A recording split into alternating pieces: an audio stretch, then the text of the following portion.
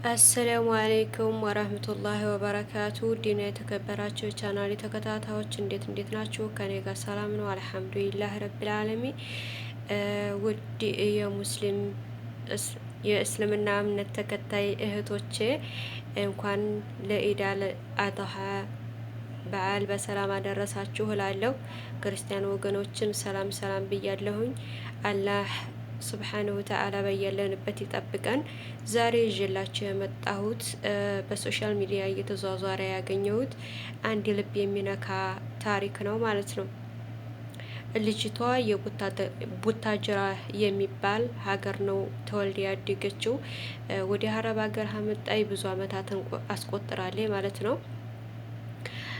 ከዛ ወደ ሀገሬ ልመለስ ነው ስትላቸው ቤተሰቦቿን ወንድሟና እናቷ ነበሩና የምትልከው ገንዘቡን በእናቷ ነው ማለት ነው። ቤትም ማሰረታለች፣ ገንዘብም ነበራት ማለት ነው። ከዛ ወደ ሀገሬ ልመለስ ነው ስትላቸው ነይ ቶሎ ይሏታል ማለት ነው። ሀሄደች በኋላ እናቴ ያስቀመጥኩት ገንዘብ የት አለ? የሰራሁትስ ቤት የት አለ? ስትላት ማለት ነው። ወንድሟንም እናቷንም ስጠይቃቸው አንቺ ያው እንደለመድሽ ስሪ ብለው የተወሰነ ገንዘብ ሰጥተው አባረሯት ይላሉ። ካባረሯት በኋላ ያው ራሷን ሳተች፣ ወደ እብደትነት ተቀየረኝ ማለት ነው። ራሷን ሳተኝ። ከዛም ቢያረጉ ጥሩ ነው። የሀገሬው ሰው ሰብስቦ ወደ ሃይማኖት ቦታ ወሰዷት። ከዛም ተቀምጣ ያኔ ብዙም አልቆየችም፣ ወጣች። ወጥታ ራሷን አጠፋች ነው የሚሉን ማለት ነው።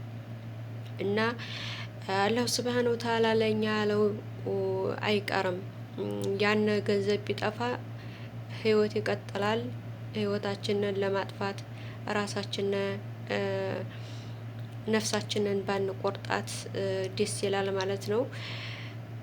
አላህ ሱብሃነሁ ወተዓላ ገንዘባችንን ከበይ አላህ ይጠብቅልን። የሰውም ገንዘብ አያስመኘን ኢንሻአላህ። አላህ በያለንበት ይጠብቀን፣ ይጠብቃችሁ። ሰብስክራይብ ሼር እያረጋችሁ አበረታቱኝ። ዛሬ ልቤን የነካው ታሪክ ነው ያዳመጥኩትና ሁላችንም ልንማርበት ይችላል ብዬ ነው ያመጣሁት ማለት ነው።